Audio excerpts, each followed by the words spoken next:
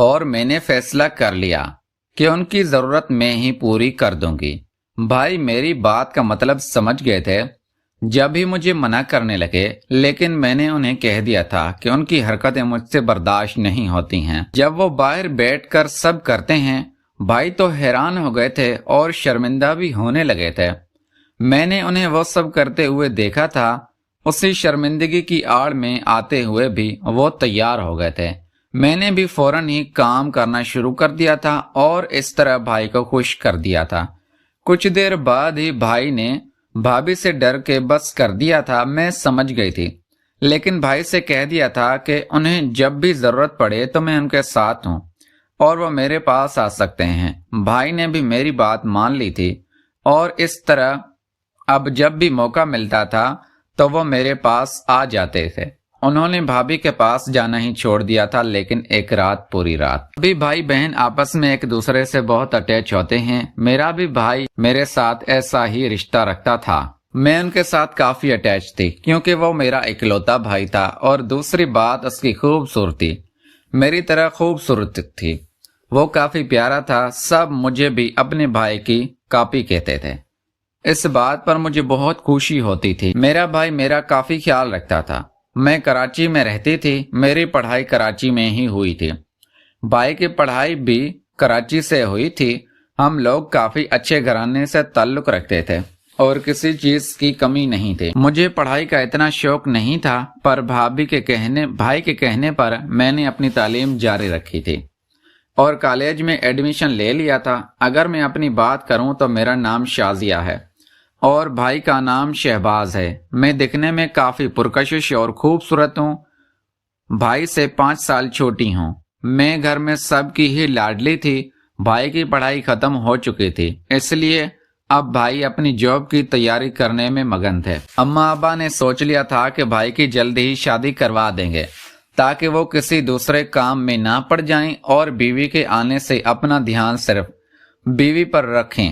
بھائی نے بھی یہ بات مان لی تھی، لیکن کوئی لڑکی تب ہی مانتی جب بھائی کے پاس جاب ہوتی۔ بھائی نے کافی کوشش کی کہ انہیں جاب مل جائے۔ جب کچھ ماہ بعد بھائی کو آزاد کشمیر سے ایک جاب کی آفر آئی تھی، تب میں نے آزاد کشمیر کا نام سنا تو میں کافی خوش ہوئی تھی کہ اسی بہانے میری سیر بھی ہو جائے گی، کیونکہ وہ علاقہ کافی پرسکون تھا۔ میں نے بھائی کو کہا کہ وہ جاب کرنا شروع کر دے، پر بھائی نے بتایا کہ ان کی جاب کسی گاؤں میں لگی ہے۔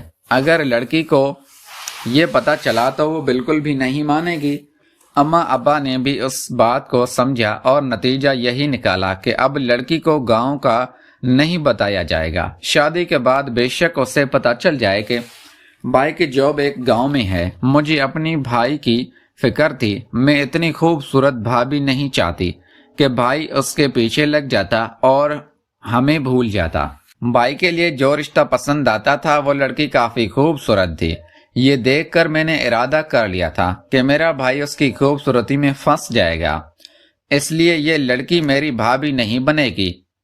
بھائی کو میں نے یہ کہہ دیا تھا کہ لڑکی اتنی خوبصورت ہے کہ اس لیے ضروری اس کا کسی کام کے ساتھ چکر ہوگا۔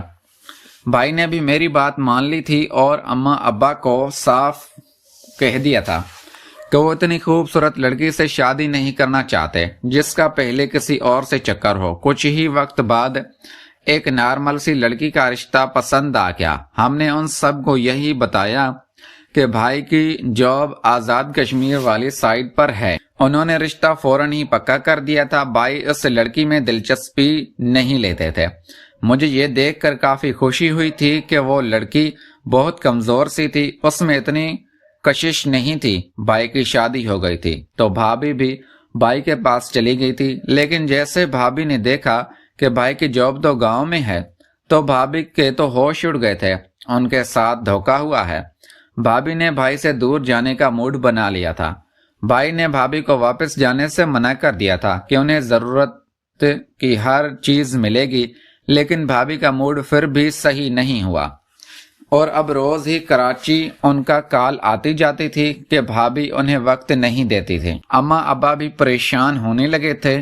ابا نے بھابھی کے گھر والوں کو صاف صاف کہہ دیا تھا کہ شادی کو اتنا وقت ہو چکا ہے اور اگر اب اولاد نہ ہوئی تو ان کی بیٹی کو چھوڑ دیں گے۔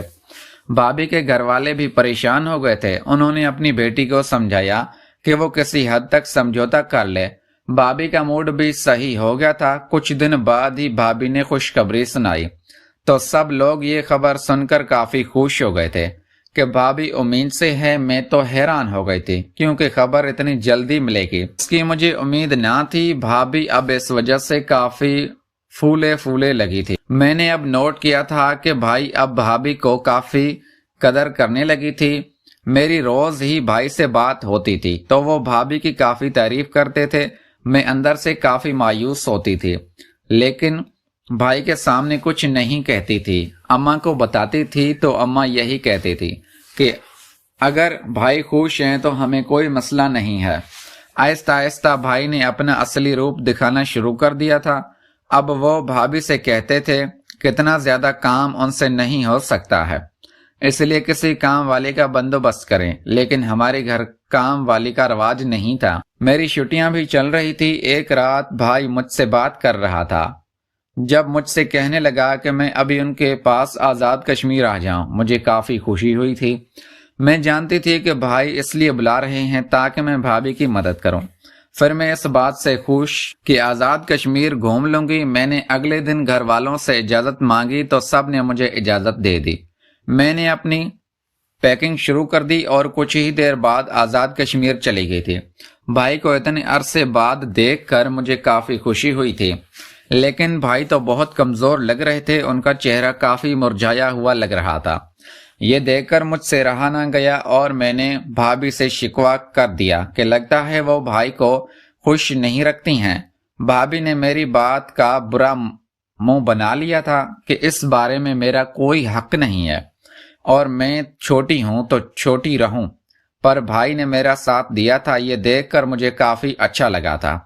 میں سوچنے لگی تھی کہ کیسے بھائی کا کس طرح موڈ کو فریش کر سکوں، لیکن میں نہیں جانتی تھی کہ خراب موڈ کی اصل وجہ کیا ہے۔ 2-3 دن میں نے نوٹ کیا کہ جب بھی رات کو سوتی تھی تو باہر ٹی وی پر آواز آتی رہتی۔ میں سوچ میں پڑ جاتی تھی کہ رات کو کون ٹی وی دیکھتا ہے۔ ایک رات میں پانی پینے کے لیے کچن میں آئی جب بھابھی اور بھائی آپس میں بات کر رہے تھے۔ بھائی بھابھی کو منا رہے تھے جبکہ بھابھی انہیں دور رہنے کا کہہ رہی تھی۔ یہ دیکھ کر مجھے بھائی پر کافی ترس آیا کہ ان کی ضرورت بھی اب اپنی بیوی سے پوری نہیں ہو رہی تھی۔ پیارے دوستو، اگر ویڈیو پسند آئی ہے تو ویڈیو کو لائک کرو، چینل کو لازمی سبسکرائب کرو۔ ملتے ہیں اگلی ویڈیو میں۔ یارو، آپ لوگوں کی بڑی مہربانی۔